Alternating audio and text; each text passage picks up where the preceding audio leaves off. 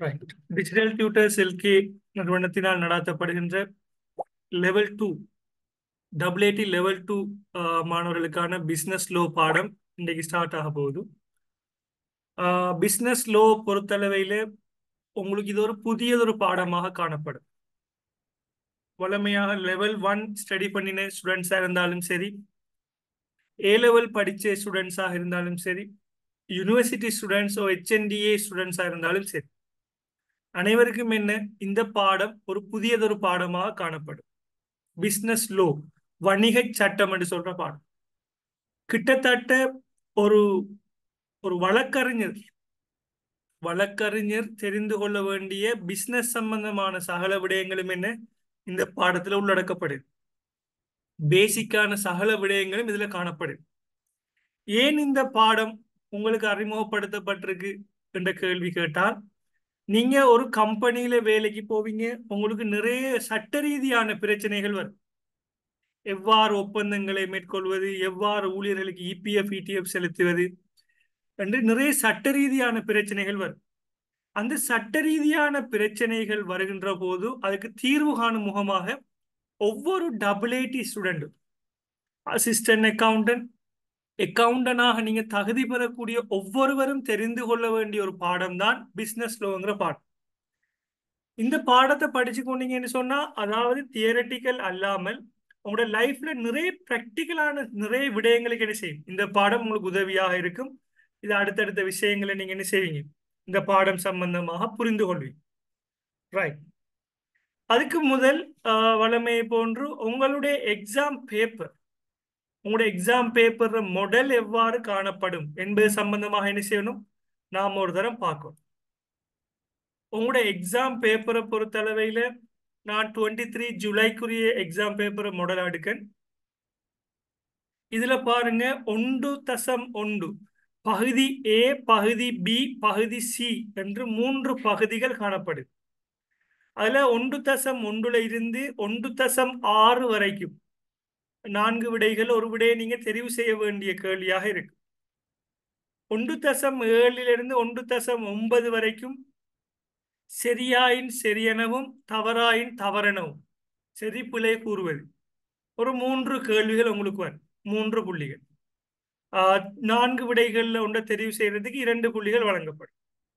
1.10 இருந்து 1.14 1.10 இருந்து 1.14 வரைக்கும் சின்ன சின்ன கேள்விகள் கேட்பாங்க. அதுக்கு என்ன செய்யணும், உங்களோட லெவல் 1 போலதான் என்ன சில ஷார்ட் அண்ட் ஸ்வீட்டா என்ன செய்யணும், அதாவது பெர்ஃபெக்டான ஆன்சர்ஸை நீங்க எழுத வேண்டி வரும்.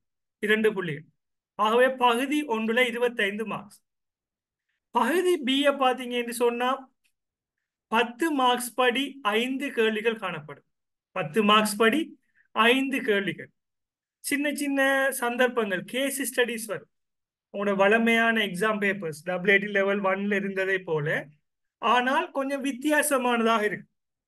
இந்த கேஸை எல்லாம் வாசிச்சதுக்கு பிறகுதான் நீங்க என்ன செய்ய முடியும், நேரடியாக இதற்கு விடையளிக்கக்கூடியதாக இருக்கு. ரைட். இது ஒவ்வொரு விடையளிக்கிறதுக்கும் உங்களுக்கு ஒவ்வொரு கேஸ் சம்பந்தமான ஞாபகம் இருக்கும். அது இன்ட்ரெஸ்டா இருக்கும். ஸ்டோரி கேஸ் என்று சொல்றது நீங்க பயப்பட வேண்டியதில்லை. ஒவ்வொரு கதைகள், கடந்த காலங்கள்ல நீதிமன்றங்கள்ல என்ன நடந்திருக்கு, ஸ்டோரிஸ் கதைகள். அதை கதைகளை போல நம்ம பாடமாக்கி வச்சிட்டோம்னு சொன்னா, அதை ஞாபகம் வச்சிட்டோம்னு சொன்னா, இந்த கேள்விகளுக்கு என்ன செய்ய முடியும், நீங்கள் விடை எழுத முடியும். 10 மார்க்ஸ் படி 5 கேள்விகள். ரைட். பகுதி C பொறுத்தளவில் பார்த்தீங்க என்று சொன்னா ஒரு பெரிய ஒரு கேள்வி இருக்கும், 25 மார்க்ஸ். பெரிய ஒரு கேஸ் ஸ்டடி சம்பந்தமான பெரிய ஒரு சந்தர்ப்பங்களை சொல்லியிருப்பாங்க. அதுல இருந்து சில சில கேள்விகள் கேட்பாங்க. இதுல 2ஆக உடைச்சிருக்காங்க AB என்று சொல்லி. 15 மார்க்ஸுக்கு ஒரு கேள்வி, அங்கால 10 மார்க்ஸுக்கு ஒரு கேள்வி. 2 கேஸ் ஸ்டடிஸ் என்று சொன்னா சந்தர்ப்பங்களை சொல்லுவாங்க. அதனை வைத்து உங்கள்ட்ட கேள்வி கேட்பாங்க. நம்ம படிச்ச லீகலான விஷயங்கள், சட்டங்களை வச்சு நாம் என்ன செய்ய வேண்டி வரும், இதற்கு விடையளிக்கக்கூடியதாக இருக்கு. ரைட். இது 100 மார்க்ஸ். இதுல நீங்க பாஸ் பண்ண வேண்டிய மார்க்ஸை பார்த்தீங்கன்னு சொன்னா, சாதாரணமாக 40 புள்ளிகள் எடுத்தா பாஸ். 40 புள்ளிகள், 4 பாடங்கள் உங்களுக்கு இருக்கு. எவரேஜா நீங்க 40 எடுக்கும். கட்டாயம் என்ன செய்யணும், 50 மார்க்ஸ் எடுக்க வேண்டும் என்கிறது தான் ஒரு ஒரு சாதாரணமான சித்தி என்று சொல்றது சி பாஸ் 50 புள்ளிகள். ஆனால் இந்த பாடத்தை பொறுத்தளவில் நீங்க என்ன செய்யலாம், ஏ புள்ளிகளை பெற்றுக்கொள்ளக்கூடிய ஒரு பாடம் தான் இது. இதுல எந்த விதமான கணக்குகளும் இல்லை. இது ஜஸ்ட் இன்ட்ரெஸ்டிங்கான ஸ்டோரிஸோட சம்பந்தப்பட்ட பாடம், கதைகள், கடந்த காலங்களில் நீதிமன்றங்கள் நடந்த கேஸுகள், அதுக்கு நீதிமன்றங்கள்ல வழங்கப்பட்ட தீர்ப்புகள், அதை வச்சுதான் நம்ம என்ன செய்ய போறோம், விடையளிக்கக்கூடியதாக இருக்கு. ரைட். இப்ப நேரடியாகவே நாம் என்ன செய்வோம், பாடத்துக்கு வரும். ரைட். நாம இன்றைக்கு படிக்க போற பாடம் தான் ஏஐடி லெவல் 2.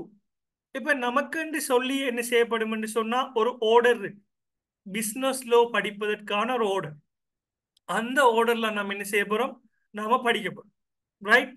உங்களோட ஸ்டடி பேக்ல இருக்கக்கூடிய யூனிட்ஸ் இருந்தாலும் நம்ம இலகுவாக லோவை அண்டர்ஸ்டாண்ட் பண்ணக்கூடிய வகையிலான அந்த ஆர்டர் படி தான் நம்ம என்ன செய்ய போறோம், நாம படிக்க போறோம். அதனூடாக நீங்க என்ன செய்ய முடியும், இலகுவாக நீங்க என்ன செய்ய முடியும், பிசினஸ் லோ சம்பந்தமாக அறிந்து கொள்ள முடியும். ரைட். நாம இன்றைக்கு படிக்க போற முதலாவது பாடம் தான் ஒப்பந்த சட்டம் சம்பந்தமான பாடம். ஒப்பந்தம், நீங்க எல்லாரும் ஒப்பந்தம் என்ற வார்த்தையை நீங்க கேள்விப்பட்டிருப்பீங்க. ஒப்பந்தம் என்ன? நீங்க லெவல் 1 படிச்சாக்கள் இருப்பீங்க, ஏ லெவல் பிசினஸ் படிச்சாக்கள் இருப்பீங்க. எல்லாரும் பங்குடைமை ஒப்பந்தம் என்று கேள்விப்பட்டிருப்பீங்க. பங்குடைமை ஒப்பந்தம், ஒப்பந்தம் என்ன? ஒப்பந்தம் என்று சொன்னா ரெண்டு தரப்பினர்கள் என்ன செய்வாங்க, அங்க காணப்படுவாங்க. ரெண்டு தரப்பினர்களிடையே என்ன செய்யப்படும், ஒருவர் வாக்குறுதியை சொல்லுவார், இன்னொருவர் என்ன செய்வார், அந்த வாக்குறுதியை ஏற்றுக்கொள்வார். ரெண்டு பேரும் பிசினஸ் செய்ய போறாங்க, என்ன செய்வாங்க, வாங்க பிசினஸ் செய்வோம்னு சொன்னா ரெண்டு பேரும் என்ன, எவ்வாறு பிசினஸ் நடவடிக்கையை மேற்கொள்ள போறோம், பங்குடைமையை மேற்கொள்ள போறோம் என்ன செய்வீங்க, நீங்க ஒப்பந்தங்களை மேற்கொள்வீங்க. கட்டாயம் என்ன செய்வீங்க, ஒரு பங்குடைமையாக இருந்தால் 1000 ரூபாய்க்கு மேலதிகமாக மூலதனம் போட்டிருந்தீங்கன்னு சொன்னா, இட்டிருந்தீங்கன்னு சொன்னா நீங்க என்ன செய்வீங்க, மோசடி தவிர்ப்பு கட்டளை சட்டத்தின்படி என்ன செய்வீங்க, எழுத்து மூலமான உடன்படிக்கை அல்லது ஒப்பந்தம் நீங்க மேற்கொள்வீங்க. இதுதான் ஒப்பந்தம்ங்கிற விஷயம். இந்த ஒப்பந்தம் சம்பந்தமான பாடம் தான் உங்களுக்கு பெரிய ஒரு பாடம். இது ஒரு முக்கியமான ஒரு பாடம். ஒரு வீட்டுக்கு அடித்தளம் பேஸ்மெண்ட் எவ்வளவு முக்கியமோ அதே போல பிசினஸ் லோ படிக்கிறார்களுக்கு மிகவும் முக்கியமான பாடம் தான் இந்த ஒப்பந்த சட்டம். ரைட். ஆகவே நாம முதலாவது என்ன செய்வோம், ஒப்பந்தம் என்றால் என்ன என்பதிலிருந்து என்ன செய்வோம், ஸ்டார்ட் பண்ணும். ரைட். Just introduction. இதுதான் என்ன, பிசினஸ் லோ பாடத்துக்கான ஒரு இன்ட்ரடக்ஷன். லோங்கிறது ஏன் தேவை என்று சொன்னதானே, ஏதாவது உங்களோட நிறுவனத்தில் ஒரு பிரச்சனைகள் வருகின்ற போது அந்த பிரச்சனைகள் என்ன செய்யப்படும், நீதிமன்றத்தில் வழக்கு தாக்கல் செய்யப்படும்.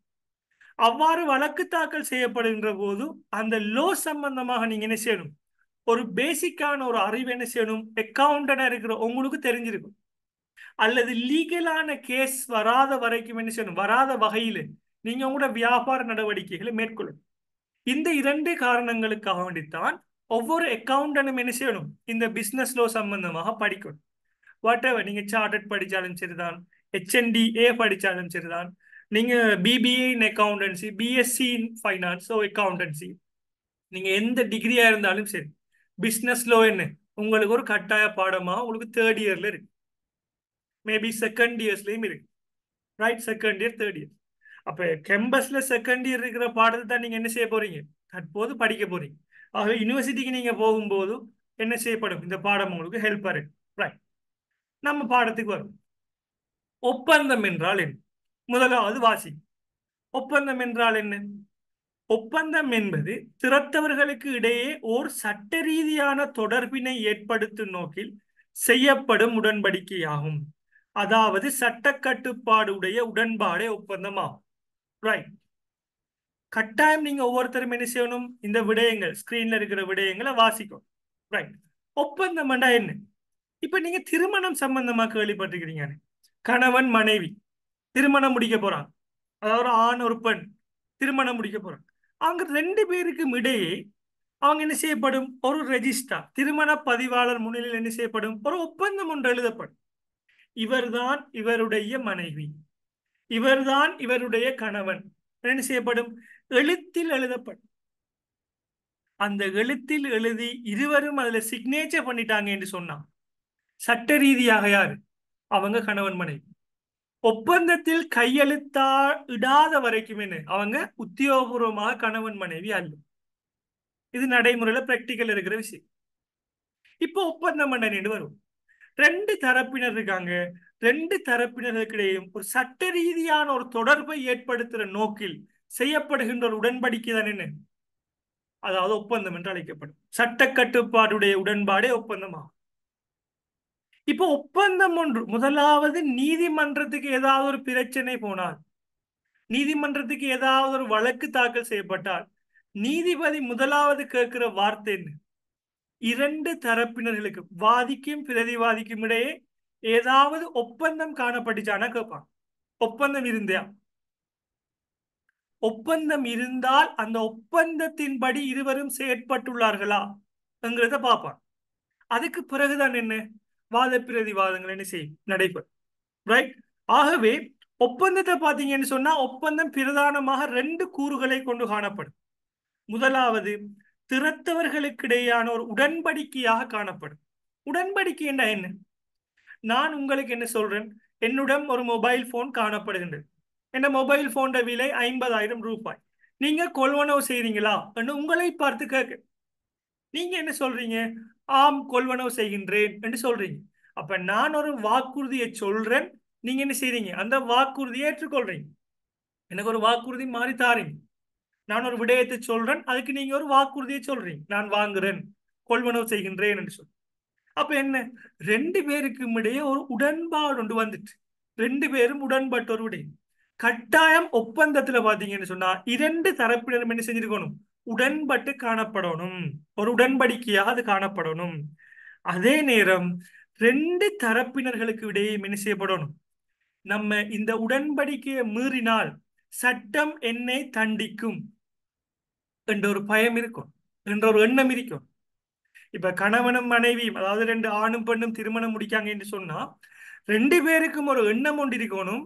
நம்ம ரெண்டு பேருக்கும் 18 வயதுக்கு மேற்பட்ட ஆக்கள் நாம ரெண்டு பேரும், நான் என்ன, இவ மனைவியை கைவிட்டாலோ அல்லது மனைவி கணவனை கைவிட்டாலோ நீதிமன்றத்துக்கு போய் என்ன செய்வாங்க, வழக்கு தாக்கல் செய்வாங்க. டிவோர்ஸ் ஆகுற என்று சொன்னாலும் என்ன செய்யணும், வழக்கு தாக்கல் செய்வாங்க. ரெண்டு பேரையும் சட்டம் தண்டிக்கும் என்ற ஒரு பயம் இருக்கும். அல்லது நான் உங்களுக்கு ஒரு மொபைல் போனை விற்பனை செய்யறதுக்கு கேட்க, நீங்க 50,000 ரூபாய்க்கு மொபைல் போனை வாங்குறதுக்கு உடன்படுறீங்க. நான் உங்கள்ட்ட மொபைல் போனை தந்துட்டு, நீங்க எனக்கிட்ட மொபைல் போனுக்குரிய காசை தரல. அப்ப என்ன, உடனடியாக நான் போலீஸுக்கு போனால் போலீஸ் என்ன செய்யும், நீதிமன்றத்துக்கு வழக்கு தாக்கல் செய்யப்பட்டால், பெரிய கேஸ் இருக்கு, வழக்கு தாக்கல் செய்யப்பட்டால் நீதிமன்றம் என்ன செய்யும், உடனடியாக என்னிடமிருந்து எனக்கு என்ன செய்யும், அதாவது உங்களிடமிருந்து பணத்தை எனக்கு அறவிட்டு தரும். அதனோட சேர்த்து எனக்கு தண்டனையும் வழங்கும் அந்த உரிய நபருக்கு, குற்றம் செய்த நபருக்கு. அப்ப ரெண்டு பேர்ட்டையும் என்ன செய்யணும் என்று சொன்னா, ரெண்டு பேர்ட்டையும் சம்மதமும் காணப்படணும். அதே நேரம் இந்த உடன்படிக்கை அல்லது ஒப்பந்தத்தை மீறினால் சட்டம் என்னை தண்டிக்கும் என்ற ஒரு அச்சமும் என்ன செய்யணும், ஒரு எண்ணமும் என்ன செய்யணும், அங்கே காணப்பட வேண்டும். இது ரெண்டும் இருக்கணும், கட்டாயம் ஒப்பந்தத்தில் இருக்க வேண்டும். ரைட். ஆகவே இது சம்பந்தமாகத்தான் நாம் என்ன செய்ய போறோம், அடுத்தடுத்த ஸ்லைடுகளை நாம் என்ன செய்ய போறோம், நாம படிக்க போறோம். ரைட். இப்ப நீதிமன்றத்துக்கு ஒரு பிரச்சனை போகும். நீதிமன்றத்துக்கு ஒரு பிரச்சனை போனா, உதாரணமாக நீங்களும் ஒரு வியாபாரி, நானும் ஒரு வியாபாரி. கற்பனை பண்ணிக்கொள்ளும், இந்த பிசினஸ் உள்ள என்னன்னா கற்பனைங்கிறது வெரி இம்பார்ட்டன்ட். நீங்களும் ஒரு வியாபாரி, நானும் ஒரு வியாபாரி. நான் என்ன செய்யறேன், 20 லட்சம் பெறுமதியான 20 lakhs, 2 மில்லியன், 20 லட்சம் பெறுமதியான பொருட்கள் என்னிடம் காணப்படுது. நான் என்ன செய்யறேன், உங்கள்கிட்ட தார், இந்தாங்க 20 லட்சம் பெறுமதியான பொருட்கள், இதற்குரிய பணத்தை தாங்கன்னு சொல்லி. நீங்களும் என்ன செய்றீங்க, ஆம் பணத்தை தருகின்றேன் என்று சொல்லி என்ன செய்றீங்க, எனக்கு ஒரு 10 லட்சம் ரூபாய் பணம் தந்துட்டி, 1 மில்லியன் தந்துட்டி. இன்னொரு 1 மில்லியனுக்கு என்ன சொல்றீங்க, நான் உங்களுக்கு என்ன செய்வேன், நான் இந்த 1 மில்லியன் நான் தருவேன், நீங்க நம்பிக்கையோட இருக்கீங்க, நான் தருவேன் என்று சொல்றேன். நீங்களும் ஒரு வியாபாரி. இப்ப நானும் காத்திருக்கேன், நீங்க 1 மில்லியனை தரல. நான் என்ன செய்யறேன், நீதிமன்றத்துல வழக்கு தாக்கல் செய்யறேன். நீதிமன்றத்துக்கு நான் வழக்கு தாக்கல் செய்தால் நீதிபதி என்கிட்ட முதலாவது கேட்கிறது என்ன, ரெண்டு வியாபாரிகளுக்கிடையும் ஏதாவது ஒப்பந்தம் காணப்பட்டதா என்று கேட்பார். ஒப்பந்தம் காணப்பட்டது, ஆம், நான் 20 லட்சம் ரூபாய் பொருளை ஒப்படைத்தேன், அவர் அதற்குரிய பணத்தை தருவதாக உடன்பட்டிருந்தார். ரெண்டு பேருக்கு முடிய ஒரு ஒப்பந்தம் இருந்துச்சு. ரைட். அப்ப நீதிபதி என்ன செய்வார் சொன்னா, அந்த ஒப்பந்தம், நான் சொன்ன ஒப்பந்தம் சட்ட ரீதியான ஒப்பந்தமா இல்லையான்னு என்ன செய்வார் அவர் பார்ப்பார். இப்ப நீங்களே சொல்லுங்க பாப்போம். ஒரு 10 வயது பையனுக்கும் நாமளும் ஒரு 18 வயதுக்கு மேற்பட்ட நபரும் கொடுக்கல் வாங்கல் ஒப்பந்தம் செய்ய முடியுமா? அல்லது மனநிலை பாதிக்கப்பட்ட ஒரு ஆள் வீதியால போறாரு, அவரிடம் காணப்படுகின்ற காணி கட்டடம் எல்லாத்தையும் நான் எழுதி வாங்க முடியுமா? என்னுடைய சொத்தாக நான் மாற்ற முடியுமா? இல்லை. ஏன்? அது சட்ட ரீதியானதாக இருக்க. அதைத்தான் நம்ம படிக்க போறோம். அப்ப நீதிபதி என்ன செய்வார்னு சொன்னா சில கேள்விகளை கேட்பார். நீதிபதி என்ன கேட்பார்னு சொன்னா ஒரு ஒப்பந்தம் ஒன்று உருவாகுவதற்கு பின்வரும் விடயங்கள் அவசியமாகும். என்ன விடயங்கள்? இந்த 1 தொடக்கம் 8 வகையான விடயங்கள், 8 வரையான விடயங்கள் அவசியம். இந்த 8ம் சரியாக இருந்தால்தான் அது ஒரு சட்ட ரீதியான ஒப்பந்தம். சட்ட ரீதியான ஒப்பந்தத்துக்கு இன்னொரு பேரு வலிதான ஒப்பந்தம், வெலிட் கான்ட்ராக்ட். கான்ட்ராக்ட் என்று சொன்னா ஒப்பந்தம். 8 விடயங்களும் இருக்கும். அந்த 8 விடயங்களையும் படிக்கிறது தான் நம்முடைய கான்ட்ராக்ட் லோ சம்பந்தமான பாடம். கிட்டத்தட்ட உங்களுக்கு 15 தொடக்கம் 20 மார்க்ஸ் இந்த கேள்வியில இருந்து தான் வரும். இந்த பாடம் விளங்கினா தானே என்ன நமக்கு அடுத்தடுத்த லோலாம் என்ன செய்யும், நமக்கு இலகுவாக விளங்கும். கொஞ்சம் டிஃபரெண்ட், புது சப்ஜெக்ட் தானே, பட் வெரி ஈஸியான சப்ஜெக்ட், வெரி இன்ட்ரெஸ்டிங்கான சப்ஜெக்ட். அப்ப நீதிபதி என்ன செய்வாருன்னு சொன்னா ஒரு கேஸ் ஒன்று கோர்ட்டுக்கு போனால் நீதிபதி முதலாவது கேட்பாரு, என்ன ஒப்பந்தம் இருக்கா? ஆம். ஒப்பந்தம் ஒன்று வேண்டும் என்று சொன்னா அந்த ஒப்பந்தம் சட்ட ரீதியாக இருக்கணும். சட்ட ரீதியாக இருக்கணும்னா பின்வரும் 8 விடயங்களும் அங்கே பூர்த்தி செய்யப்பட்டிருத்தல் வேண்டும். என்னென்ன 8 விடயங்கள்? ஒன்று, கொடைமுனைவு காணப்படும். இரண்டாவது, ஏற்பு காணப்படும். மூன்றாவது, பிரதி பலன் காணப்படும். அப்ப கொடைமுனைவு என்ன? இது புது வேர்டு உங்களுக்கு. கொடைமுனை. கொடைமுனைவு என்னன்னு சொன்னா நான் என்னிடம் ஒரு மொபைல் போன் வச்சிருக்கேன், என்கிட்ட ஒரு மொபைல் போன் இருக்கு. நான் என்ன சொல்றேன், என்னுடைய மொபைல் போன் விலை 75,000 ரூபாய். இந்த மொபைல் போனை நீங்கள் கொள்வனவு செய்கின்றீர்களா என்று சொல்லி நான் உங்களை பார்த்து கேட்க. நீங்க என்ன சொல்றீங்க? ஆம், நான் கொள்வனவு செய்கின்றேன் என்று சொல்றீங்க.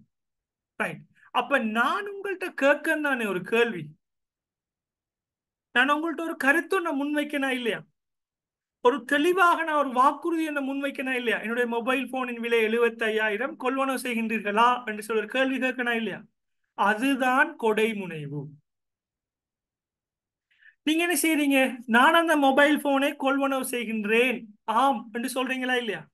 அந்த ஆம் என்று சொல்றதுக்கு அந்த பதிலுக்கு பேர் தான் என்ன? ஏற்பு, the acceptance. அந்த 2 பேருக்கு முன்னாடி ஒரு கொடுக்கல் வாங்கல் நடக்குதானே, ஒரு பெறுமதி.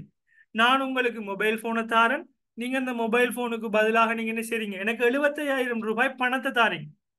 அந்த பணத்தை தாரது அந்த பெறுமதி தான், அந்த 75,000 தான் என்ன, த கன்சிடரேஷன், பிரதிபலன். ரைட். அடுத்து, சட்டத்தினால் வேண்டப்படும் முறையில் உருவாக்கப்படல். சட்டத்தினால் வேண்டப்படும் முறை என்று சொன்னா சில விடயங்களுக்கு சட்டம் சொல்லும் ஒப்பந்தம் ஒன்று இவ்வாறு தான் காணப்படல் வேண்டும். உங்களுக்கு தெரிஞ்ச உதாரணம் தான், பங்குடைமையில ரூபாய் 1000 ரூபாய்க்கு மேல மூலதனம் இடப்பட்டிருந்தால் கட்டாயம் என்ன செய்யணும்? ஒப்பந்தம் எழுத்தில் காணப்பட வேண்டும் என்று சொல்லி மோசடி தவிர்ப்பு கட்டளை சட்டம் சொல்லுது. அப்படி ஏதாவது சட்டம் ஸ்பெசிபிக்காக குறிப்பாக சில விடயங்களை சொல்லியிருந்தால் இவ்வாறுதான் ஒப்பந்தம் ஏற்படுத்தப்பட வேண்டும் என்று சொல்லியிருந்தால் அந்த சட்டம் சொல்ற விதத்தில் என்ன செய்யணும்? நம்மளோட ஒப்பந்தம் உருவாக்கப்பட்டதல் வேண்டும். 4வது. 5வது, சட்ட வலுவுள்ள ஒப்பந்த கருத்து. நம்ம ஒவ்வொரு விடயங்களாக நாம் என்ன செய்ய போறோம்? சட்ட வலுவுள்ள ஒப்பந்த கருத்துனா பார்க்க போறோம். நம்ம ஒன்றை பார்ப்போம். ரைட். ரைட். இந்த சட்ட வலுவுள்ள ஒப்பந்த கருத்து பாப்போம் ஸ்டூடெண்ட்ஸ். எனக்கு ஒரு 2 மினிட்ஸ் பிரேக் தாங்க. அதான் சொல்லுது, கொஞ்சம் 2 மினிட்ஸ் பிரேக் தாங்க.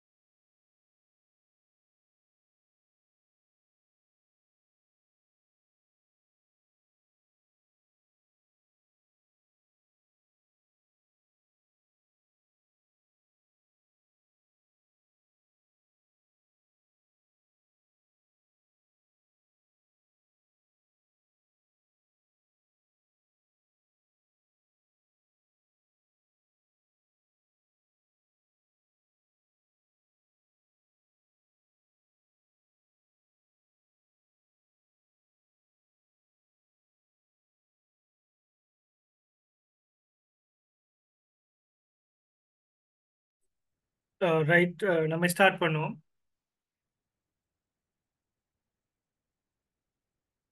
நம்ம பார்த்துட்டு இருக்கிற விடயம் ஒரு மொபைல் போனை விற்பனை செய்யுது. நான் உங்கள்கிட்ட கொள்வனவு செய்றீங்களான்ற ஒரு கேள்வி கேட்கணும். 75,000 ரூபாய்க்கு நீங்க ஆமண்டு சொல்றீங்க. நான் உங்களிடம் வழங்குகின்ற அந்த நிச்சயமான தெளிவான வாக்குறுதிக்கு பேரு தான் கொடைமுனை. நீங்க ஆமண்டு சொல்றீங்க, நான் கொள்வனவு செய்கின்றேன் என்று சொல்லி, அதுக்கு பேர் தான் ஏற்பு. அந்த 75,000 ரூபாய் ரெண்டு பேரும் பரிமாற்றுகின்ற அந்த பெறுமதிக்கு பேர் தான் என்ன? பிரதிபலன் சொல்லுவோம், பெறுமதி.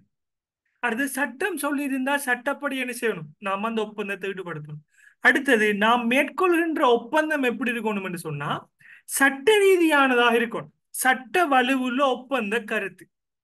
அதாவது எப்படி என்று சொன்னா, ஒருவரை கடத்துவதற்காக வேண்டி, ஒருவரை கொலை செய்வதற்காக வேண்டி, போதைப் பொருட்களுக்காக வேண்டி, தடை செய்யப்பட்ட ஆயுத கடத்தல்களுக்காக வேண்டி நாம் என்ன செய்யலாது? அரசாங்கத்தால தடை செய்யப்பட்ட விடயத்துக்கு என்ன செய்ய முடியாது? ஒப்பந்தம் செய்ய முடியாது. ஒருவரை கொலை செய்தல், திருடுதல், வங்கியினை கொள்ளையடித்தல், போதைப் பொருட்களை கடத்துதல், போதைப் பொருட்களை விற்பனை செய்தல், சட்டத்துக்கு முரணான விடயங்களுக்கு என்ன செய்ய முடியாது? ஒப்பந்தம் மேற்கொள்ள முடியாது. அவ்வாறு நீங்க மேற்கொண்டால் நீதிமன்றத்தில் என்ன அந்த ஒப்பந்தங்கள் எல்லாம் செல்லுபடியாக. அதான் என்ன சட்ட வலுவுள்ள ஒப்பந்த கருத்துன்னு சொல்றேன். அடுத்தது சட்ட ரீதியான உறவுமுறையை உருவாக்கும் நோக்கம் ஒன்று என்ன செய்யணும்? அந்த ஒப்பந்தத்தில் இருக்கும். அதாவது ரெண்டு பேரும் நாம் என்ன செய்யறோம்? இப்ப மொபைல் போனை விற்பனை செய்யறதுக்கு எனக்கும் ஒரு எண்ணம் இருக்கணும், உங்களுக்கும் ஒரு எண்ணம் இருக்கணும். எப்படின்னு சொன்னா, இவற்றை நான் மொபைல் போனை வாங்கிய பின் பணத்தை செலுத்தாவிட்டால் சட்டம் என்னை தண்டிக்கும். அல்லது எனக்கு ஒரு எண்ணம் இருக்கணும், என்ன? உங்களிடமிருந்து காசை பெற்றுக்கொண்டதன் பின்னர் உங்களுக்கு நான் அந்த மொபைல் போனை தராவிட்டால் என்ன? சட்டம் என்னை தண்டிக்கும் என்ற ஒரு அச்சம். என்ன? சட்ட ரீதியான உறவு முறையை உருவாக்குவதற்கான என்ன ஒரு எண்ணம் ஒன்று இருக்கணும். ரெண்டு பேருக்கும் இடையே உருவாகுகின்ற உறவு எப்படி இருக்கணும்? சட்ட ரீதியான உறவு. அந்த உறவுல ஏதாவது யாராவது ஒரு தரப்பினர் ஒரு விடயத்தை மீறினால் சட்டம் தன்னை தண்டிக்கும் என்ற ஒரு அச்சம் என்ன செய்யணும்? அவங்கள்ட்ட இருக்கணும். அதுதான் என்ன சட்ட ரீதியான உறவு முறை உருவாக்குவதற்கான எண்ணம். இப்ப திருமணங்களை பொறுத்தளவையில பாத்தீங்கன்னு சொன்னா சட்ட ரீதியாக உறவு முறை உருவாக்கும் எண்ணம்ங்கிறது மிக முக்கியம். ஆனா திருமணத்தை முடிச்சதுக்கு பிறகு எனக்கு விருப்பம் இல்லை என்ன செய்யலாது? ஒரு ஆள் வெளியாகி போயிடாது ஒப்பந்தத்தை விட்டு. அப்படி எல்லாரும் திருமணத்தை முடிச்சதுக்கு பிறகு விருப்பம் இல்லை என்று விலகி போகலாம் என்று சொன்னா டிவோர்ஸ் எண்ணிக்கை தான் கூட இருக்கு. ஒரு நபர் 5-10 திருமணங்களை முடிப்பார். சட்டம் என்ன சொல்லிருக்கு? நீங்கள் பிரிவதாக இருந்தாலும் சட்டம் உங்களை கட்டுப்படுத்தும் என்று சொல்லி. அப்படி ஒரு எண்ணம் ஒன்று இருக்கிறதால என்ன செய்யப்படுது? திருமண உறவுகள் எல்லாம் பலமானதாக சட்டத்தின் முன் பார்க்கப்படுது. ரைட். 7வது ஒப்பந்தம் செய்வதற்கான தகுதி. இப்ப நாம் ஒரு 10 வயது பொடியன், 8 வயது ஆள், 18 வயதுக்கு குறைந்த ஆட்கள் எல்லாம் என்ன செய்ய முடியாது? சாதாரணமாக எல்லா ஒப்பந்தங்களையும் என்ன செய்ய முடியாது? ஈடுபட முடியாது. கார் வாங்குறது, பைக் வாங்குறதுக்கெல்லாம், கடனுக்கு கொள்வனவு செய்யறதுக்கெல்லாம் என்ன செய்யலாது? அவங்க ஒப்பந்தத்தில் ஈடுபடையில. ஒரு சில சந்தர்ப்பங்கள்ல அவங்க ஈடுபடலாம். அதுல நம்ம என்ன செய்வோம்? நம்ம டீப்பா படிப்போம். அடுத்தது நேர்மையான சம்மதம்.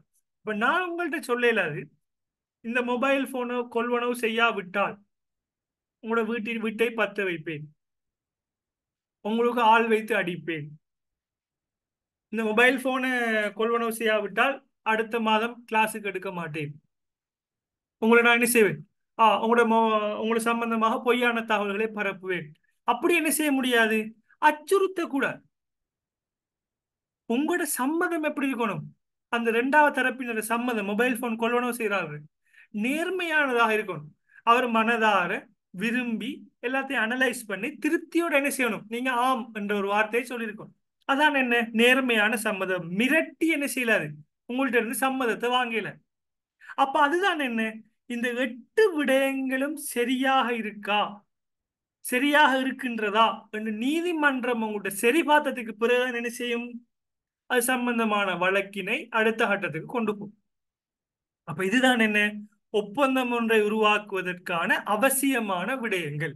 இந்த 8 விடயங்களையும் படிக்கிறதான் என்ன டீப்பா படிக்க போறோம். ஒவ்வொரு விடயங்களையும் இருக்கக்கூடிய விடயங்கள், அந்த சின்ன சின்ன விடயங்கள், அடுத்து சம்பந்தமாக கடந்த காலங்களில் நடந்த வழக்குகள், அதுக்கு வழங்கப்பட்ட தீர்வு சம்பந்தமாக தான் நம்ம என்ன செய்ய போறோம்? படிக்க போறோம்.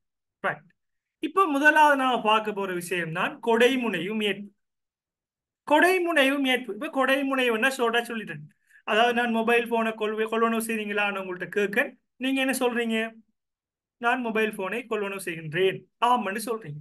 அப்ப நான் உங்களை நோக்கி முன்வைத்ததுக்கு பேர் என்ன? கொடைமுனைவு. நீங்க அதுக்கு ஆமண்டு சொன்னதுக்கு பேர் என்ன? ஏற்பு. அப்ப ரெண்டுமே என்ன? கொடைமுனைவு நான் முன்வைத்தது, நீங்க சொன்னது ஏற்பு. ஒப்பந்தத்துல என்ன? இன்றியமையாத ஒரு விடை. ரைட். இப்ப இதை வாய்ச்சு பாருங்க.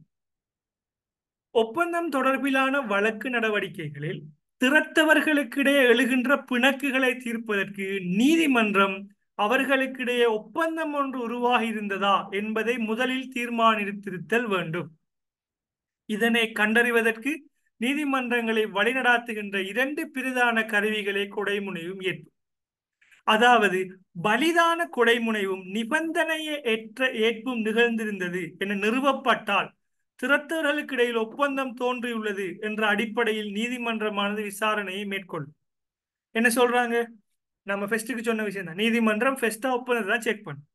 அந்த ஒப்பந்தத்தில் எப்படி இருக்கணும்னு சொன்னா, கொடைமுனைவு எப்படி இருக்கணும்? சட்ட ரீதியானதாக இருக்கணும். வலிதானது என்று சொன்னா என்ன மீனிங்னா சட்ட ரீதியானது, எந்த விதமான லூப் போலும் இல்லை, சட்ட ரீதியானதாக இருக்கும். ஏற்ப எப்படி இருக்கணும்?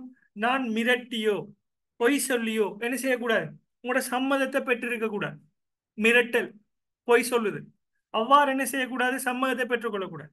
நீங்க உளப்பூர்வமாக மன நிறைவாக நீங்க என்ன செய்யணும்?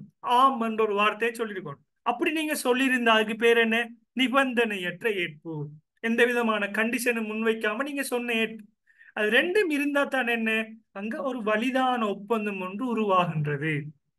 எவ்வாறாயினும் கொடைமுனைவிலேயோ ஏற்பிலேயோ ஒப்பந்த விதிகள் பின்பற்றப்படவில்லை என கண்டறியப்பட்டால் திறத்தவர்களுக்கிடையே ஒப்பந்தம் உருவாகிவிக்கவில்லை என நீதிமன்றம் தீர்ப்பினை வழங்கும். இப்ப திறத்தவர்கள் என்றா யாரு? ரெண்டு தரப்பினர். இந்த பிக்சர்ல இருக்கு பாருங்க. இது முதலாவது தரப்பினர், இவர் இரண்டாவது தரப்பினர்.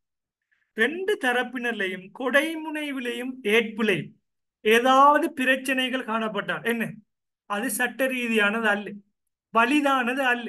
ரெண்டு பேருக்கும் என்ன? ஒப்பந்தம் இல்லை, ஒப்பந்தம் கேன்சல் என்ன செய்யும்? நீதிமன்றம் தீர்மானம். ரைட். இதுதான் என்ன? கொடைமுனைவு சம்பந்தப்பட்டது. இப்ப கொடைமுனைவு சம்பந்தமா பார்ப்போம். கொடைமுனைவுண்டா என்ன? கொடைமுனைவு ஆஃபர், இங்கிலீஷ்ல என்ன சொல்லுவோம்னு சொன்னா ஆஃபர். குறித்த செயலை நோக்கி தெளிவாக முன்வைக்கப்படுகின்ற நிச்சயமான வாக்குறுதி தான் என்ன? கொடைமுனைவு. அப்ப நீங்க ஒஃபரண்டா விளங்கி கொள்ளக்கூடாது. காகிள்ஸ் ஃபுட் சிட்டியில டிசம்பர் சீசன் ஜனவரி சீசனுக்கு ஒஃபரன் ஒன்று போடுறாங்களே ஒரு போர்டில், discount 1 to 1 buy 1 get 1 offer. அந்த ஆஃபர் இல்லை. இது என்னது? கொடைமுனைவு. கொடைமுனைவுண்டா என்ன? குறித்த ஒரு நபரை நோக்கி அல்லது குறித்த ஒரு செயலை நோக்கி முன்வைக்கப்படுகின்ற நிச்சயமான தெளிவான ஒரு வாக்குறுதி தான் என்ன? கொடைமுனைவு. இப்ப நிச்சயமான தெளிவான வாக்குறுதி தான் என்ன? இப்ப நான் உங்களை நோக்கி நான் முன்வைக்கேன், ஒருவேளை நான் மொபைல் போனை விற்கலாம், ஒருவேளை மொபைல் போனை நான் விற்பனை செய்யாமலும் விடலாம், நீங்க விரும்பினா என்ன செய்யுங்க? உங்களோட சம்மதத்தை தெரிவிங்க. இது என்ன கேள்வி? கொடைமுனைவு எப்படி இருக்கு? நிச்சயமானது இல்லை, தெளிவானதும் இல்லை. ஏன்? ஒன்று நான் விற்பனை செய்கின்றேன், கொள்வனவு செய்கின்றீர்களா என்ன உங்கள்கிட்ட கேட்கணும் கேள்வி. கேட்டா நீங்க என்ன செய்வீங்க? விற்பனை செய்ய போறார், நாம ஒரு பதிலை சொல்லுவோம், ஆம், ரைட், ஓகே, ஏற்புச்சு. இப்ப நான் எப்படி முன்வைக்கிறேன்னு சொன்னா, ஒருவேளை விலை கூடினால் விற்பனை செய்வேன், விலை குறைந்தால் விற்பனை செய்ய மாட்டேன். அப்ப எதிர்காலத்துல விலை கூடுமா குறையுமாங்கிறது தெரியாதானே? ஒரு நிச்சயம் இல்லாத ஒரு விடயம். அப்ப நிச்சயம் இல்லாத விடயத்தை மாதிரி நான் உங்களுக்கு முன்வைத்தால், ஒரு வாக்குறுதியை முன்வைத்தால் அது என்ன? அது சட்ட ரீதியான கொடைமுனைவு அல்ல. ஒவ்வொரு கொடைமுனையும் எப்படி இருக்கணும் என்று சொன்னா நிச்சயமானதாகவும் இருக்கணும், தெளிவானதாகவும் இருக்கும். இதுக்கு நாம ஒரு எக்ஸாம்பிள் பார்க்க போறோம். நிச்சயமானதா இருக்கணும், தெளிவானதாகவும் இருக்கணும். ரைட், பார்ப்போம். இதுக்கு என்ன செய்யும்? இந்த கொடைமுனைவு சம்பந்தமாக டீப்பா பார்ப்போம். அப்ப பார்க்கும்போது என்ன செய்யும்? அது சம்பந்தமாக விளங்கிக் கொள்ளும். அப்ப ஏற்பு சம்பந்தமாக நான் சொல்லிட்டேன். ஏற்பண்டா என்ன? நீங்க ஆம் என்று சொல்றதுதான் ஏற்பு. இல்லை என்று சொன்னா என்ன? ரிஜெக்ட். நான் முன்வைத்த கொடைமுனைவை நீங்க என்ன செஞ்சிட்டீங்க? நீங்க நிராகரித்து விட்டீர்கள். எந்த ஒப்பந்தமும் அங்கே காணப்படாது. ஒருவேளை நீங்க ஆமண்டு சொன்னா என்ன? ரைட், ஆமண்டா என்ன? நிறைவேற்றப்படுது, ஒப்பந்தம் ஒன்று உருவாகும். நீங்க திருமணம் நடவடிக்கைகளையும் பாருங்க. உங்கள்ட்ட கேட்பாங்க ரெஜிஸ்டர், இந்த பெண்ணை திருமணம் முடிப்பதற்கு நீங்கள் சம்மதம் தெரிவிக்கின்றீர்களா? என்று கேட்டா உடனடியாக என்ன செய்ய போறார் அவர் என்ன செய்வார், கணவன் சொல்லுவார் ஆம்னு சொல்லுவார். மனைவி என்ன செய்வா, அந்த பெண்ணுன்னு சொல்லுவா, கேர்ளும் என்ன சொல்லுவா, ஆம்னு சொல்லுவார். ரெண்டு பேரும் ஆம்னு சொன்னாதான் திருமண ஒப்பந்தம் என்ன செய்யப்படும், எழுதப்படும். இல்ல ஒரு நபர் சொல்றார் ஆம்னு சொல்லி இன்னொரு நபர் சொல்றார் இல்லை என்று சொல்றார், அப்ப என்ன, ஒப்பந்தம் ஒன்று அங்கே உருவாக்கப்படாது. இப்ப வருவோம் அடுத்த விஷயத்துக்கு. பிரதி பயன் கன்சிடரேஷன். இந்த பிக்சரை நல்லா பார்த்துக்கொள்ளு. இவர் ஒரு விற்பனையாளர் செலர், இவர் ஒரு பயர் கொள்வனவாளர். அப்ப விற்பனையாளர் என்ன செய்யறாரு, ஒரு 10 லட்சம் பெறுமதியான பொருட்களை நான் உங்க விற்பனை செய்ய போகின்றேன் என்று கேட்க, இவர் என்ன சொல்றார் கொள்வனவாளர், ஆம் நான் 10 லட்சம் ரூபாய் பணத்தொகையினை உங்களுக்கு தருகின்றேன் என்று சொல்றார். அப்ப ரெண்டு பேருக்கும் இடையே அந்த பரிமாற்றப்படுகின்ற அந்த பெறுமதி இருக்குதானே, அதான் என்ன பிரதி பயன் என்று சொல்லப்படும். இதை வாசிங்க பாப்போம். பிரதி பயன் என்பது திறத்தவர்களின் வாக்குறுதி பரிமாற்றத்தில் காணப்படும் பெறுமதியையே குறிக்கும். அவங்களோட பெறுமதி. இப்ப நான் உங்களோட மொபைல் போன் உண்ட 75,000 ரூபாய்க்கு விற்பனை செய்ய போகின்றேன் சொல்றீங்க, ஆம் நான் கொள்வனவு செய்கின்றேன் என்று நீங்களும் சொல்றீங்க. அப்ப ரெண்டுக்கும் இடையிலான பெறுமதி என்ன, 75,000. இதான் என்ன, அதுல பெறுமதி பிரதி பயனாக காணப்படும். அதாவது உடன்படிக்கை ஒன்றின் போது ஏற்படும் வாக்குறுதி பரிமாற்றத்தில் பெறுமதி காணப்பட வேண்டும் என்பதையே நாம் பிரதி பயன் என்கின்றோம். பிரதி பயனுக்கு இன்னொரு பேர் என்ன, பதில் இறக்கி, கன்சிடரேஷன் என்று சொல்லுவோம். இப்ப நீங்க எங்க இதை பார்த்திருப்பீங்கன்னு சொன்னா, நீங்க அக்கவுண்டிங்ல படிக்கும் போது பங்குகள்ற பெறுமதி இருக்குதானே, பங்கு விலை என்று சொல்றல. இப்ப பங்குக்கு என்னன்னு சொல்லுவாங்க, ஷேர்ஸ். ஒரு வரையறுக்கப்பட்ட கம்பெனிகள்ல விற்பனை செய்யப்படுகின்ற பங்குகளுக்கு கன்சிடரேஷன் பிரதி பயன் என்னன்னு சொல்லுவாங்க, விலை என்று சொல்ல மாட்டாங்க. அப்ப பிரதி பயனை நம்ம விளங்கிக் கொள்றது என்ன, நம் வாக்குறுதி பரிமாற்றத்தில் இந்த பொருளை விற்பனை செய்கின்றார், இவர் பொருளை கொள்வனவு செய்கின்றார், இந்த ரெண்டுக்கும் இடையிலான அந்த பெறுமதிக்கு பேர் தான் என்ன, 75,000ங்கிறது. அதுதான் பிரதி பயனாக காணப்படும். முதலாவது விஷயம். அடுத்த சட்டத்தினால் வேண்டப்படும் முறையில் உருவாக்கப்படும் பார்த்தோம். சில சட்டங்கள் சொல்லும் ஒப்பந்தம் ஒன்று வாய்மொழி மூலம்தான் அல்லது எழுத்து மூலம்தான் அல்லது நடத்தை மூலம்தான் செய்யப்பட வேண்டும் என்று சட்டம் தெளிவாக சொல்லியிருந்தால், அந்த சட்டம் சொல்லியிருக்கின்ற விதத்தில் தான் என்ன செய்யணும், ஒப்பந்தங்களை ஈடுபடுத்தும். சட்டத்தில் எது சொல்லப்பட்டிருக்கோ அது ஃபாலோ பண்ணப்படல் வேண்டும். அதான் சட்டத்தினால் வேண்டப்படும் முறையில் என்ன செய்யப்பட வேண்டும், ஒப்பந்தம் ஒன்று உருவாக்கப்படல் வேண்டும் என்று சொல்றது. அதுக்கு சிறந்த உதாரணம் தான் மோசடி தவிர்ப்பு கட்டளை சட்டம், பங்குடைமையில் இருக்கிறது. ரைட். சட்ட வலுவுள்ள ஒப்பந்த கருத்து. நான் சொன்னதானே, நம்ம ஒரு ஒப்பந்தம் ஒன்று மேற்கொள்றோம்னா சட்ட ரீதியான விடயங்களுக்கு மாத்திரம்தான் என்ன செய்யப்படும், ஒப்பந்தங்கள் மேற்கொள்ளப்படல் வேண்டும். உதாரணம் என்ன, இப்ப ஒரு அரிசி, பான், சீனி, வியாபார பொருட்கள், நல்ல பொருட்களுக்கு தான் சட்ட ரீதியான ஒப்பந்தம் செய்யலாம். திருடப்பட்ட பொருட்களுக்கு ஒப்பந்தம் செய்யலாமா, ஒரு பேங்க கொள்ளடிச்சிட்டு வந்த பொருளை விற்பனை செய்யறதுக்கு ஒப்பந்தம் செய்யலாமா, இல்லை. போதைப் பொருட்களுக்கு ஒப்பந்தம் செய்யலாமா, இல்லை. திருடப்பட்ட வாகனத்துக்கு ஒப்பந்தம் செய்யலாமா, இல்லை. சட்ட ரீதியாக அங்கீகரிக்கப்பட்ட விடயங்களுக்கு மாத்திரம்தான் ஒப்பந்தம் செய்ய முடியும். ரைட். இதை பாருங்க. திறத்தவர்கள் என்று சொன்னா என்னன்னு சொன்னா, ரெண்டு பார்ட்டிஸ், ரெண்டு தரப்பினர், வாங்குபவர் விற்பவர் அல்லது ஒப்பந்தத்தை கொடைமுனைவை முன்வைப்பவர் ஏற்பினை செய்பவர், அவங்கதான் திறத்தவர்கள்.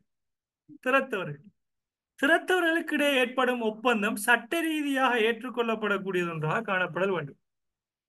அவ்வொப்பந்தமானது இரு வழிகளில் சட்ட ரீதியற்றதாக முடியும். ஒன்று நியதி சட்டத்துக்கு முரணாக காணப்படல், பொது சட்டத்தின் கீழ் பொது ஒழுக்கத்திற்கு முரணாக காணப்படல். இப்ப நியதி சட்டம் என்ன, நம்ம படிக்கணும் இந்த விஷயங்கள். நியதி சட்டம் என்ன பிள்ளை, பாராளுமன்றத்தில் இயற்றப்பட்டு காணப்படும் தானே சட்டங்கள், பாராளுமன்றத்தில் இயற்றப்பட்டதாக காணப்படக்கூடிய சட்டங்கள் எல்லாம் நியதி சட்டம்.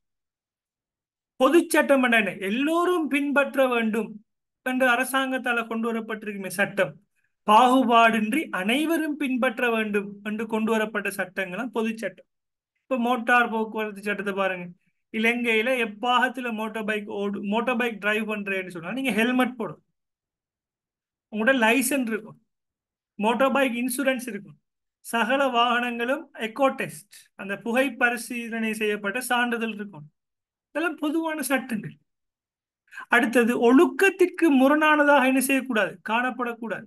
ஒழுக்கம் என்ன, இப்ப ஆட்டோமேட்டிக்கா சொல்ற விஷயம் என்னன்னு சொன்னா, அந்த ப்ராஸ்டிடியூஷன், அதாவது விபச்சாரம் என்று சொல்லுவாங்க. அந்த விடயங்கள் சூதாடுது, சட்டமுரணான விதத்தில் சூதாடுது. இவ்வாறான விடயங்கள் எல்லாம் என்னன்னு சொன்னா ஒழுக்கத்துக்கு முரணான விடயங்கள். ரைட். இவ்வாறு ஒழுக்கத்துக்கு முரணான விடயங்களுக்கு, சட்டத்திற்கு முரணான விடயங்களுக்கு என்ன செய்யக்கூடாது, ஒப்பந்தம் செய்ய முடியாது என்கிறதுதான் இந்த சட்டம் சொல்ற விஷயம். இப்ப எக்ஸாம்பிள் பாருங்க. A, B என்பவர்கள் மதுபானம், சாராயம், புகைப்பொருட்கள் என்பன விற்பனையில் ஈடுபடுகின்றனர். இத்தகைய ஒப்பந்தம் சட்ட ரீதி அற்றதாகும். ஏனெனில் மது கட்டுப்பாட்டு சட்டத்தின்படி அத்தகைய பொருட்களை விற்பனைக்கு அரசிடம் இருந்து அனுமதி பத்திரம் பெற வேண்டியது அவசியமாகும். எல்லோரும் மதுபானம், சாராயம் எல்லாம் விற்பனை செய்ய முடியாது, உற்பத்தி செய்யவும் முடியாது. எக்ஸைஸ் டிபார்ட்மெண்ட், கலால் திணைக்களம் என்று கேள்விப்பட்டிருப்பீங்க. கலால் திணைக்களம், கலால் வரி என்று கேள்விப்பட்டிருப்பீங்க. மது வரி என்று சொல்லுவாங்க. கலால் திணைக்களத்திட்ட இருந்து நீங்க லைசன் ஒன்று வாங்கினாத்தான், ஒரு அனுமதி பத்திரம் ஒன்று வாங்கினாத்தான் நீங்க விற்பனை செய்யலாம், சாராய கடைகளுக்கான லைசன். அதே போல நீங்க பாருங்க, மண் அகழுது, ஆற்றில இருந்து மண் அகழுது. மண் அகழ்றது எல்லாரும் செய்யல. GSMB என்று சொல்லி ஒரு ஒரு நிறுவனம் இருக்கு, புவிச்சரிதவியல் திணைக்களம் சொல்லி. அங்கிருந்து அனுமதி எடுக்கணும் மண் அகழ்வுக்கு, மணல் அகழ்வுக்கு. அப்படி அனுமதி இல்லாமலுக்கு நீங்க மணல் அகழ்ந்தீங்கன்னு சொன்னா, கிரவல் அகழ்ந்தீங்கன்னு சொன்னா போலீஸ் பிடிப்பாங்க, போலீஸ் அரெஸ்ட் பண்ணுவாங்க. சட்ட ரீதியான சட்டத்துக்கு முன்னிலையில் தண்டனை வழங்கப்படும். அப்ப அனுமதி இல்லாம செய்யற விடயங்கள், அப்ப ஒழுக்கத்துக்கு முரணான போதைப் பொருட்கள் போன்ற விடயங்கள், இதெல்லாம் என்ன செய்ய முடியாது, சட்ட வலுவுள்ள ஒப்பந்த கருத்தாக அமையாது. அடுத்தது நம்ம பார்க்கிற அடுத்த விஷயம், ஒப்பந்தம் செய்வதற்கான தகுதி. 18 வயதுக்கு குறைஞ்ச ஆட்களோட ஒப்பந்தம் செய்யக்கூடாது. மனநிலை பாதிக்கப்பட்ட ஆட்களோட ஒப்பந்தம் செய்யக்கூடாது. அடுத்தது, மது போதையில் இருக்கக்கூடிய ஆட்கள், சுயநினைவற்றவர்களோட ஒப்பந்தம் செய்ய முடியாது. அடுத்தது, வங்குரோத்து நிலையை அடைந்தவர்கள். வங்குரோத்து நிலை என்ன? அவங்க எல்லா பிசினஸும் செய்து லொஸ் ஆயினாக்கு, அவங்கள்ட்ட எந்த விதமான பணமுமே இல்லை, அவங்க எவ்வாறாவது ஒரு வழியில பணத்தை பெற்றுக்கொள்ளலாம்ங்கிறதுக்கு என்ன செய்வாங்க, அவங்க முயற்சி செய்வாங்க. அப்படிப்பட்டாக்களோட என்ன செய்யக்கூடாது, நாம ஒப்பந்தம் செய்யக்கூடாது. அப்படி ஒப்பந்தம் செய்தால் அந்த ஒப்பந்தம் என்ன, சட்ட ரீதி அற்ற ஒப்பந்தம், அதாவது வலிதான ஒப்பந்தம் இல்ல, வரிதான ஒப்பந்தமாக மாறும். நம்ம படிப்போம் அடுத்த பாடங்கள். இது ஜஸ்ட் ஒரு இன்ட்ரடக்ஷன், ஒப்பந்தம் சம்பந்தமாக நம்ம படிக்கிற ஒரு இன்ட்ரடக்ஷன். ரைட். இதுல பாருங்க, ஒப்பந்தம் செய்வதற்கான தகுதியில இந்த பிக்சர்ஸ் எல்லாம் பாருங்க. சின்ன பிள்ளைகளோட ஒப்பந்தம் செய்யக்கூடாது. 18 வயதுக்கு குறைஞ்சார்கள், அவங்களுக்கு சொல்ற பேர் தான் பராயமடையாதவர்கள், மைனஸ் என்று சொல்லுவோம். ஆனால் நீங்க என்ன செய்யலாம்னா, ஒரு சில விடயங்களுக்கு ஒப்பந்தம் செய்யலாம். என்னென்ன விடயங்கள், அத்தியாவசிய தேவையோடு சம்பந்தப்பட்ட விடயங்கள், கல்வி சம்பந்தமான விடயங்களுக்கு, உணவு சம்பந்தமான விடயங்களுக்கு நீங்க ஒப்பந்தம் செய்யலாம். அதுக்கும் சில ரூல்ஸ் அண்ட் ரெகுலேஷன்ஸ் இருக்கு, அதெல்லாம் பார்ப்போம். அடுத்து, மனநிலை பாதிக்கப்பட்டவர்கள். இப்ப வீதியில பாக்குறீங்கன்னா மனநிலை பாதிக்கப்பட்டவர்கள் இருப்பாங்க. அவங்கள அப்படியே கூட்டிட்டு வந்து அவங்ககிட்ட என்ன செய்யுது, அவங்களோட பேர்ல கடன் வாங்குறது, அவங்களோட பேர்ல அவங்ககிட்ட இருக்கக்கூடிய சொத்துக்களை உரிமை மாற்றம் செய்யறது, அவ்வாறான செயற்பாடை நம்ம செய்ய முடியாது. ஏன் அப்படி செஞ்சோம்னு சொன்னா அது சட்ட ரீதியான ஒப்பந்தமாக இருக்காது. ஏன், அவங்களுக்கு ஒப்பந்தம் செய்யறதுக்கான தகுதி இல்லை. குடிபோதையில் உள்ளவர்கள், அவங்க என்ன நினைக்காங்க என்ன செய்யறாங்க என்று அவங்களுக்கு தெரியாது. அப்படி போதையில் இருக்கிற நபர்களோட என்ன செய்யக்கூடாது, ஒப்பந்தம் செய்யக்கூடாது. வங்குரோத்தானவர்கள், என்ன பிசினஸ் செஞ்சு லொஸ் ஆயினாங்க, இவங்கெல்லாம் யாரு, ஒப்பந்தம் செய்வதற்கு தகுதியற்ற நபர்களாக காணப்படுவார். ஒப்பந்தம் செய்வதற்கான தகுதிங்கிறதுக்கு வருங்க. ரைட். அப்ப நம்ம நல்லா பார்த்துக்கணும், ஒப்பந்தம் ஒன்று உருவாகிறேன்னு சொன்னா 8 விடயங்கள் அவசியம். கொடைமுனைவு, ஏற்பு, பிரதி பயன், சட்டத்தினால் வேண்டப்படும் முறையில் உருவாக்கப்படுறது, சட்ட வலுவுள்ள ஒப்பந்த கருத்து, இதுவரைக்கும் பார்த்துட்டோம். அடுத்து என்ன, ஒப்பந்தம் செய்வதற்கான தகுதியும் பார்த்துட்டோம். நம்ம பார்க்க வேண்டிய ரெண்டு விடயம் இருக்கு. சட்ட ரீதியான உறவு முறை உருவாக்கும் நோக்கம், நேர்மையான சம்மதம். ரைட், பார்ப்போம்.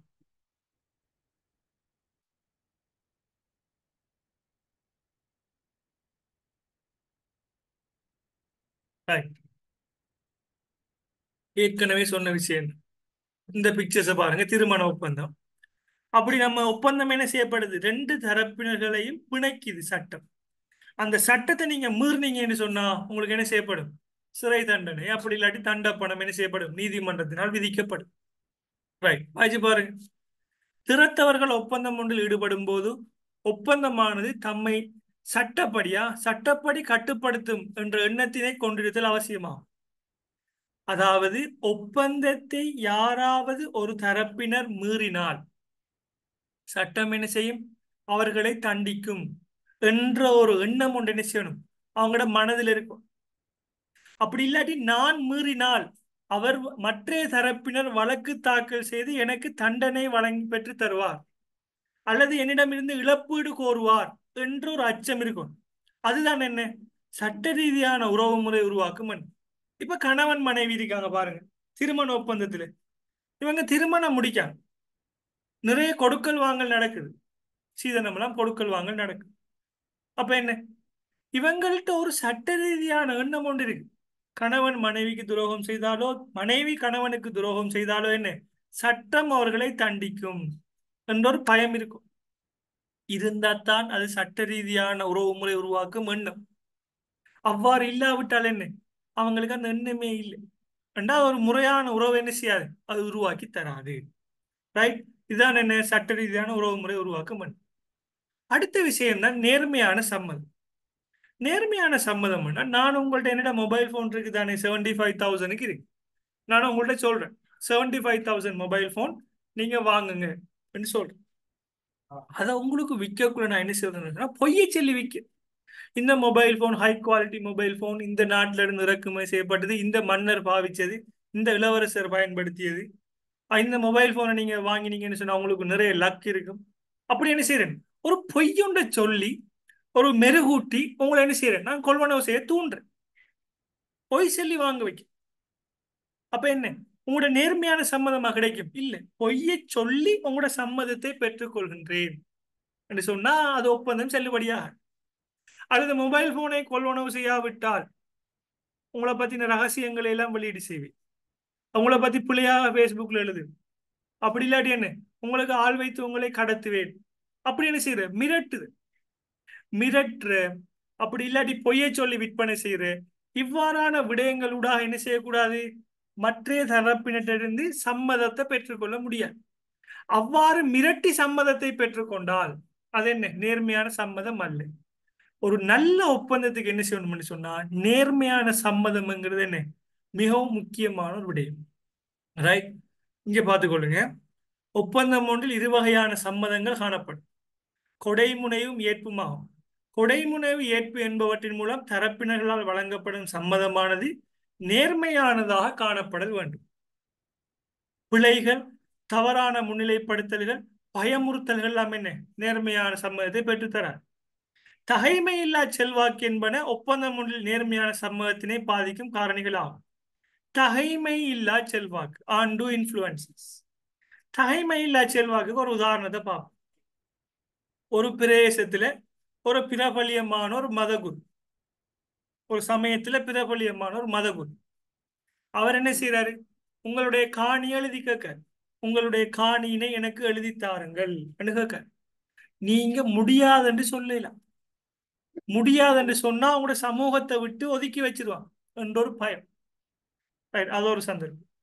இப்ப நீங்க ஹாஸ்பிட்டல்ல இருக்கிறீங்க, ஹாஸ்பிட்டல்ல உங்களுக்கு என்ன நடக்க போகுது, சர்ஜரி நடக்க போகுது. அப்ப சர்ஜரிக்கு முதல் டாக்டர் வந்து கேட்காரு, உங்கள்ட்ட இருக்கிற மொபைல் போனை நீங்க எனக்கு என்ன செய்யணும், எனக்கு ஒரு 10,000 ரூபாய்க்கு தரணும். ஆனா உண்மையான மொபைல் போன் விலை 1,00,000 இருக்கு. 10,000 ரூபாய்க்கு மொபைல் போனை தருவீங்களா, கட்டாயம் எனக்கு தரணும் டாக்டர் கேட்க. நீங்க என்ன சொல்லுவீங்க அந்த சந்தர்ப்பத்தில், நம்ம மொபைல் போனை தர முடியாதுன்னு சொன்னா ஏதாவது இன்ஜெக்ஷனை மாறி நமக்கு இன்ஜெக்ட் பண்ணிடுவாங்க, அதோட நம்ம சரி, ஒரு பயம் வருமா இல்லையா. ரைட், அப்ப நீங்க என்ன செய்வீங்க, தருகின்றேன் சொல்லுவீங்க. இன்னொரு விஷயம், நீங்க ஏஎல் படிச்சுட்டு இருக்கிறீங்க, இப்ப விஷயத்துக்கு வரும். ஏஎல் படிக்கும் போது உங்க அந்த ஏஎல் படிப்பிக்கின்ற கற்றுத்தருகின்ற ஆசிரியர்கள் தான் என்ன உங்களுக்கு, நீங்க அவங்கள விட்டா வேறு ஆசிரியர்களே இல்லை என்ற அடிப்படையில் தான் உங்களுக்கு அவங்க மாத்தி வச்சிருப்பாங்க.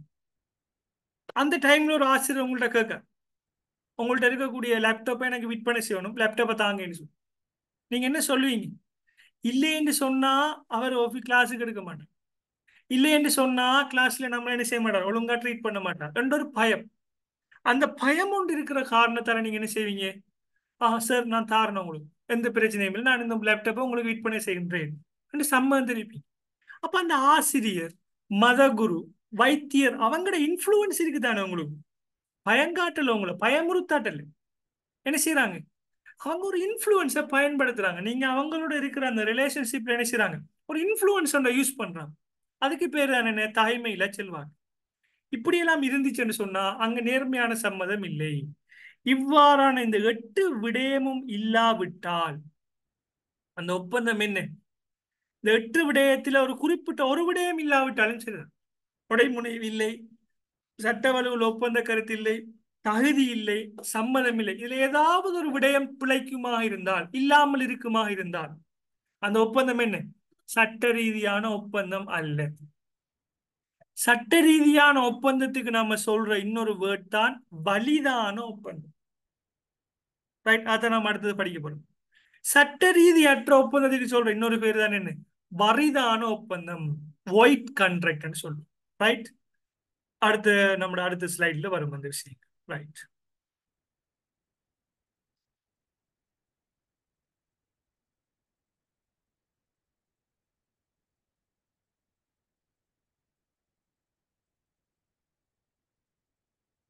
ரைட். ஒப்பந்தங்களோட விஷயம். அதை நான் சொன்னதான் அந்த 8 விஷயங்களும். அந்த 8 விடயங்களும் மீறப்பட்டிருந்தால் அந்த ஒப்பந்தங்கள் என்ன சொல்லுவோம்? நாம சட்ட ரீதியற்ற ஒப்பந்தம் சொல்லுவோம். ஒயிட் கண்ட், வரிதான ஒப்பந்தம். அனைத்து விடயங்களும் அந்த 8 விடயங்களும் பூர்த்தி செய்யப்பட்டிருந்தால் அந்த ஒப்பந்தத்துக்கு என்ன பேர்? வலிதான ஒப்பந்தம், வேலிட் கான்ட்ராக்ட் சொல்லுவோம். ரைட்? இது ரெண்டும் தான் பிரதானமான விடயம். அப்போ வரிதாக்கத்தக்க ஒப்பந்தம், செயற்படுத்த முடியாத ஒப்பந்தம் என்ன? வரிதாக்கத்தக்க ஒப்பந்தம் என்று சொன்னா ஒரு குறிப்பிட்ட காலத்துக்கு என்ன செய்ய முடியும்? அதனை செயற்படுத்த முடியும். ஆனால் குறிப்பிட்ட கால முடிவுல என்ன?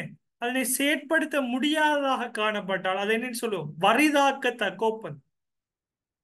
உதாரணமாக, நீங்க 18 வயதுக்கு முதல் ஒரு சில ஒப்பந்தங்களை நீங்க மேற்கொள்ளலாம்.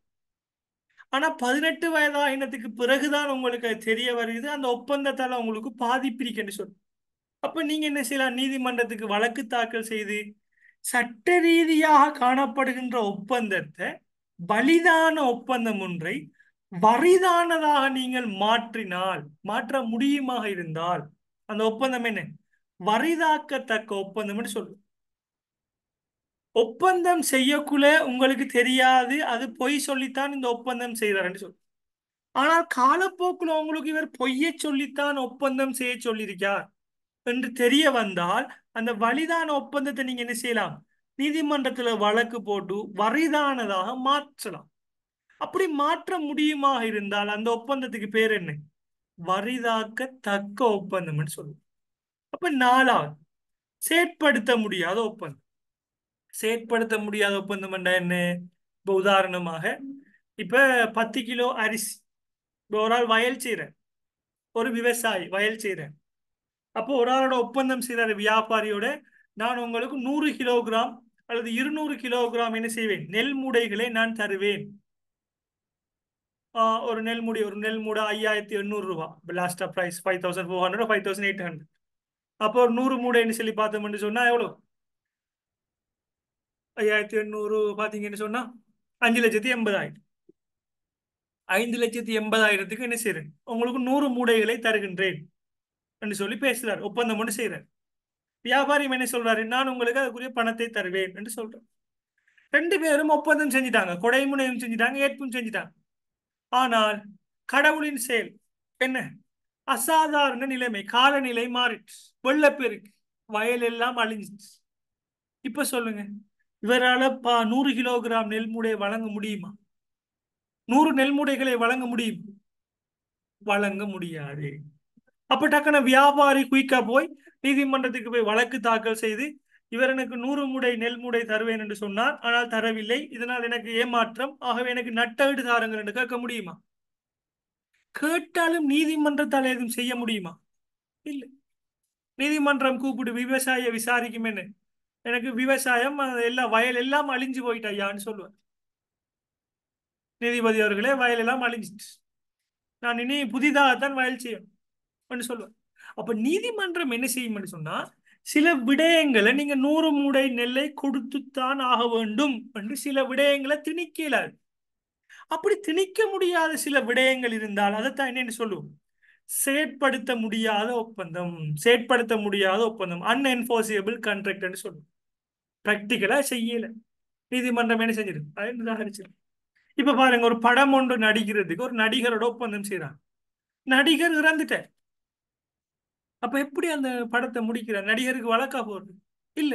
அது அன்என்ஃபோர்சியபிள் கான்ட்ராக்ட், ஒன்றுமே செய்யல. நடிகரை இறந்தவர் உயிர்ப்பிக்கலாம், நீதிமன்றத்தால முடியுமா? இல்ல.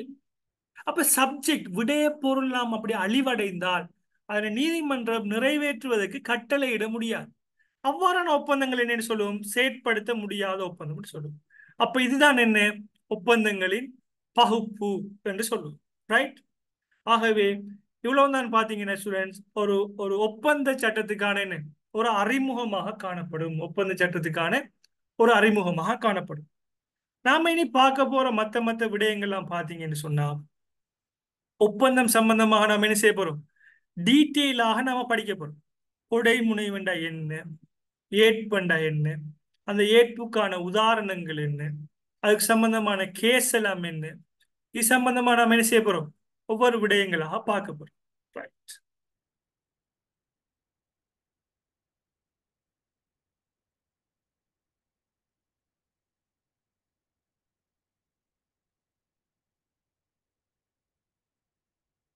ரைட். அப்ப இதோட நாம என்ன செய்வோம்னு சொன்னா, நம்மளோட இன்ட்ரடக்ஷன், ஒப்பந்த சட்டத்துக்கான அறிமுகத்தை என்ன செஞ்சிட்டோம், நாம பார்த்துட்டோம்.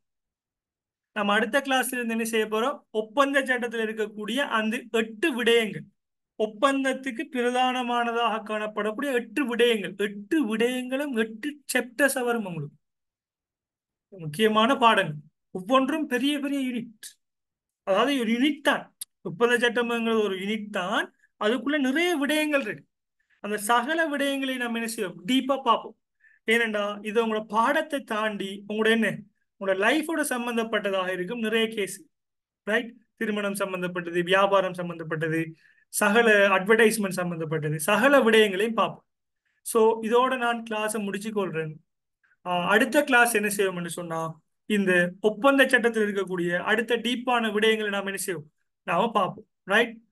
நிறைய கொடைமுனையோட சம்பந்தப்பட்ட லீகல் கேஸுகள், இந்த குதிரை சம்பந்தப்பட்ட கேஸ் எல்லாம் இருக்கு. இந்த விடயங்கள் சகலதையும் என்ன செய்வோம், நாம பார்ப்போம். So thank you very much students. அடுத்த கிளாஸ் என்ன செய்வோம், இந்த அடுத்த சாப்டர்ஸ் என்ன செய்வோம், நாம பார்ப்போம். ரைட்.